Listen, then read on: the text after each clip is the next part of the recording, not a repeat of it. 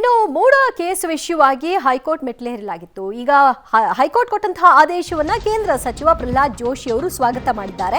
ರಾಜೀನಾಮೆ ಕೊಟ್ಟು ಕಾನೂನು ಹೋರಾಟವನ್ನ ಈಗ ಸಿದ್ದರಾಮಯ್ಯನವರು ಹೆದರಿಸಲಿ ಅಂತ ಕೂಡ ಹೇಳಿದ್ದಾರೆ. ಸಿಬಿಐ ತನಿಖೆಗೆ ಕೇಂದ್ರ ಸಚಿವ ಪ್ರಹ್ಲಾದ್ ಜೋಶಿ ಅವರು ಆಗ್ರಹಿಸ್ತಾ ಇದ್ದಾರೆ. ಯಾಕಂದ್ರೆ ಬೇರೆ ಯಾವುದೇ ತನಿಖಾ ಸಂಸ್ಥೆಗಳು ತನಿಖೆ ಮಾಡಿದ್ರೂ ಕೂಡ ಪಾರದರ್ಶಕವಾಗಿ ತನಿಖೆಯನ್ನ ಮಾಡ್ಲಿಕ್ಕಾಗಲ್ಲ, ಇನ್ಫ್ಲೂಯೆನ್ಸ್ ಆಗಬಹುದು ಅನ್ನೋದು ಅವರ ಆರೋಪ. ನಾನು ಸಿದ್ದು ರಾಜೀನಾಮೆಗೆ ಒತ್ತಾಯ ಮಾಡಿಲ್ಲ ಅಂತ ಕುಮಾರಸ್ವಾಮಿ ಅವರು ಹೇಳಿದ್ದಾರೆ.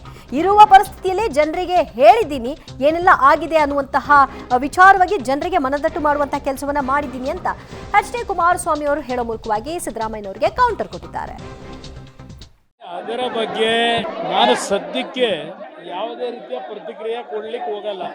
ಕಾರಣ ಯಾವುದೇ ರೀತಿಯ ಕಾನೂನಿನಲ್ಲಿ ಉಲ್ಲಂಘನೆ ಮಾಡಿ ನನ್ನಿಂದ ತೀರ್ಮಾನಗಳಾಗದೇ ಇದ್ರು ನನ್ನನ್ನು ಆರೋಪಿ ಸ್ಥಾನದಲ್ಲಿ ನಿಲ್ಲಿಸ್ಕೊಂಡು ಏನೇನೋ ನಡೆಸ್ತಾ ಇದ್ದಾರೆ. ಅದೆಲ್ಲ ಮುಗಿದ ಮೇಲೆ ಮಾತಾಡೋಣ. ಕೋರ್ಟ್ ಇಟ್ ಸೆಲ್ಫ್ ಹ್ಯಾಸ್ ಒಪೈಂಡ್ ಇದರಲ್ಲಿ ಮೇಲ್ನೋಟಕ್ಕೆ ಕರಪ್ಷನ್ನು ಮತ್ತು ಮೇಲ್ನೋಟಕ್ಕೆ ಕಾನೂನುಗಳನ್ನು ನಿಯಮಗಳನ್ನು ಗಾಳಿಗೆ ತೂರಿ ಮಾಡಲಾಗಿದೆ ಅನ್ನೋದನ್ನು ಮತ್ತು ಅಗತ್ಯ ಇದ್ದಾಗ ನಿಯಮಗಳನ್ನು ಬದಲಾವಣೆಯೂ ಮಾಡಲಾಗಿದೆ ಅನ್ನೋದನ್ನು ಹೈಕೋರ್ಟು ಅತ್ಯಂತ ಸ್ಪಷ್ಟವಾಗಿ ಹೇಳಿದೆ.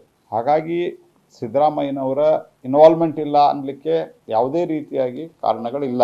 ಬೇರೆ ಸಾಮಾನ್ಯವಾದ ವ್ಯಕ್ತಿಗೆ ಈ ಪ್ರಮಾಣದಲ್ಲಿ ಪರಿಹಾರ, ಈ ಪ್ರಮಾಣದಲ್ಲಿ ಅವರಿಗೆ ಒಂದು ಫೆಸಿಲಿಟಿ ಬೇರೆಯವರಿಗೆ ಸಿಗಲಿಕ್ಕೆ ಹಿಂದನೂ ಸಾಧ್ಯ ಇರಲಿಲ್ಲ, ಮುಂದೂ ಸಾಧ್ಯ ಇಲ್ಲ ಅಂತ ಹೇಳಿದ್ದಾರೆ. High court very serious observations high court has made against the chief minister. ಇವತ್ತು ಹೈಕೋರ್ಟಿನ ಕೇಸ್ ಇವತ್ತು ಪ್ರಾಸಿಕ್ಯೂಷನ್ ಅನ್ನ ನಾವು ಫೇಸ್ ಮಾಡಬೇಕು ಅಂತ ಅಂದ ಮೇಲೆ ಕೇಸನ್ನ ಹೋರಾಟ ಮಾಡ್ಬೇಕಂದ್ಮೇಲೆ ಯಾರಿದರ ತನಿಖೆಯನ್ನು ಮಾಡ್ತಾ ಇದ್ದಾರೆ.